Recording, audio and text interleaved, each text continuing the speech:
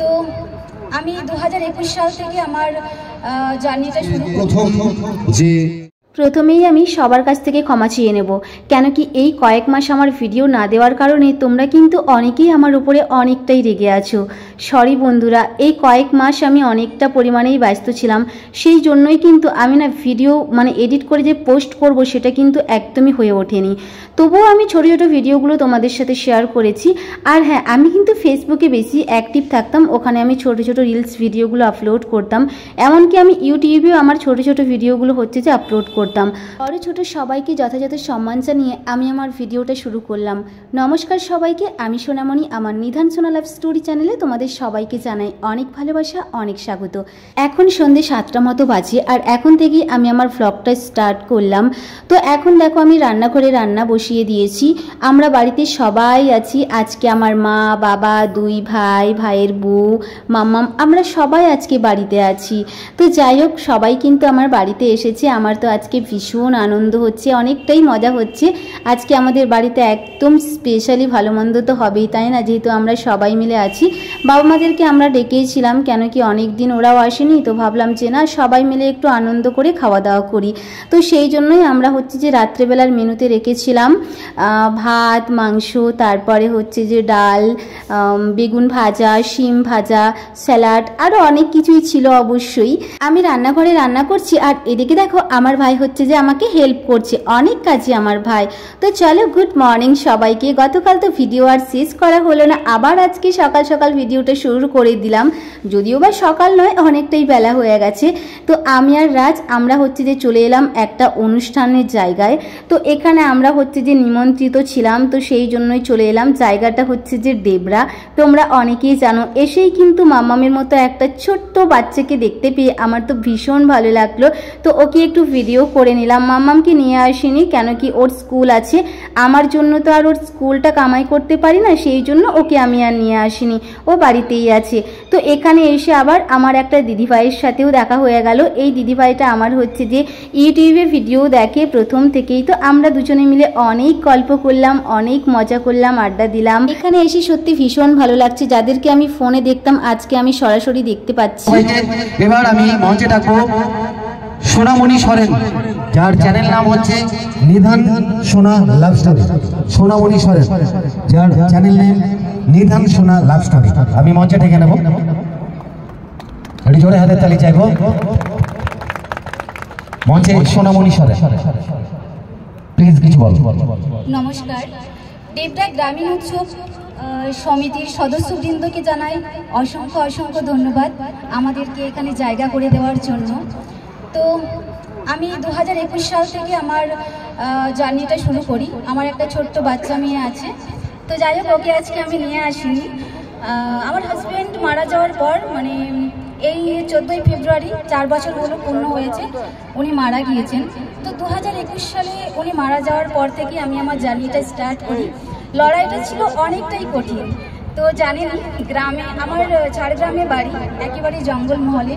তো একটা গ্রামের বউ যখন ভিডিও করে তার হাজব্যান্ডকে হারানোর পর, তাকে অনেকটা কষ্ট সহ্য করতে হয়। তো আমাকেও অনেক কিছুই সহ্য করতে হয়েছিল সেই সময়টা। তো যাই হোক, ওই সমস্ত কিছুকে আমি পিছনে ফেলে কারো কথাকে গুরুত্ব না দিয়ে আমি আমার ছোট্ট মেয়েটাকে এগিয়ে যাচ্ছি সবার ভালোবাসায়। তো এইভাবেই আমাদের পাশে থাকুন এবং সাথে থাকুন, আমাদেরকে এগিয়ে নিয়ে চলুন। Thank you so much. এবার আমি যাকে ডাকবো, যে সমস্ত মেলা বা খেলার ভিডিওগুলো বানিয়েছি, গ্রামীণ উৎসব ভিপি, ডেবরা গ্রামীণ উৎসব ভিপি, ডেবরা গ্রামীণ উৎসব ভিপি। আচ্ছা, পটল দিদিমণি আর কি হবে? পটল দিদিমণি এখানে একটু কথা বলবো। একটু ক্যামেরাটা পিছিয়ে দেন।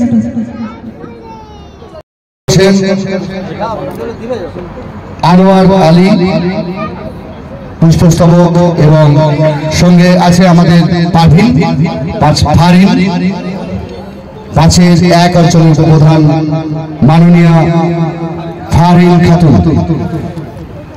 ডেবরা উৎসব কমিটির, ডেবরা গ্রামীণ উৎসব সমিতির নবম বর্ষের আজকে প্রথম যে ক্রিয়েটার, ইউটিউব এবং ফেসবুক চ্যানেলের ক্রিয়েটারদের যে সম্মাননা জ্ঞাপন অনুষ্ঠান আপনারা দেখছেন, পুলক পাল পুষ্পস্তবক দিয়ে সম্মান জানালেন পুলক পাল এবং শেখ সাদেক মোহাম্মদ ডেবরা গ্রামীণ উৎসব সমিতির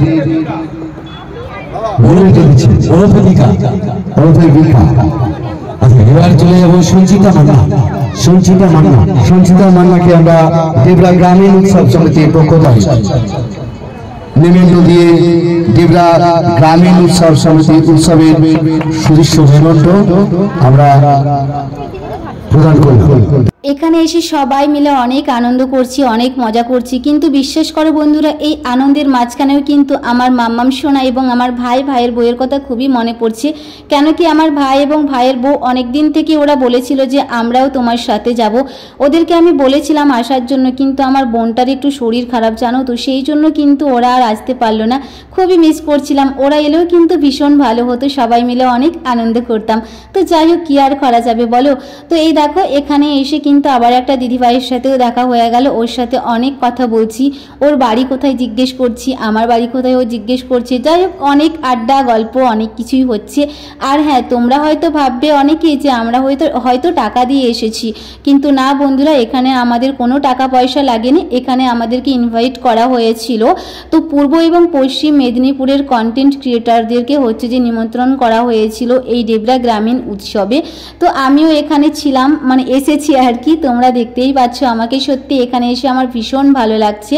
রাজদা এবং মাকুদা এনারা সবাই আমাদেরকে হচ্ছে যে ডেকেছিলেন। সত্যি এখানে ভীষণ ভালো লাগছে। রাজদাকেও জানাই অসংখ্য ধন্যবাদ, আর হচ্ছে যে মাকুদাকেও জানাই অনেক ধন্যবাদ।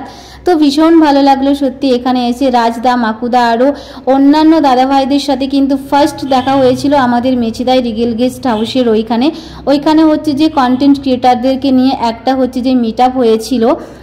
মাকুদারাই হচ্ছে যে অর্গানাইজ করেছিল ওখানে। তো ফার্স্ট ওখানেই ওদের সাথে দেখা হয়েছিল, আবার সেকেন্ড টাইম দেখা হলো। সত্যি ভীষণ ভালো লাগছে সবার সাথে গল্প করে আড্ডা দিয়ে। তো রাজদা, মাকুদা সবার সাথে একটু ফটো তুলে তারপরে এই যে আবার রাজের সাথে আমি ছবি তুলছি। তো ওর সাথেও অনেকক্ষণ ধরে ছবি তোলা হয়নি, ভিডিও করা হয়নি। ও আমার হচ্ছে যে ক্যামেরাম্যান ছিল আজকে। তো যাই হোক, ওর সাথেও একটু ভিডিও করে নিলাম, আর হচ্ছে কয়েকটা ছবিও তুলে নিয়েছি আমি। সত্যি রাজ যদি না থাকতো জানি না আমার ক্যামেরাম্যান কাকে আমি নিয়ে আসতাম, যেহেতু ভাই তো আসতেই পারতো না। রাজকেও জানাই অনেক ধন্যবাদ। সত্যি রাজ যদি আজকে না থাকতো না, আমার অনেকটাই প্রবলেম হতো। যেহেতু আজকে হচ্ছে যে রবিবার ছিল, সেই জন্য কিন্তু ওকে আমি পাকড়াও করে এনেছি। আর তাছাড়াও সত্যি কথা বলতে, রাজকে আমি যখনই বলি না কেন, আমার মানে কথা শোনে, আমাকে ভীষণ পরিমাণে হেল্প করে।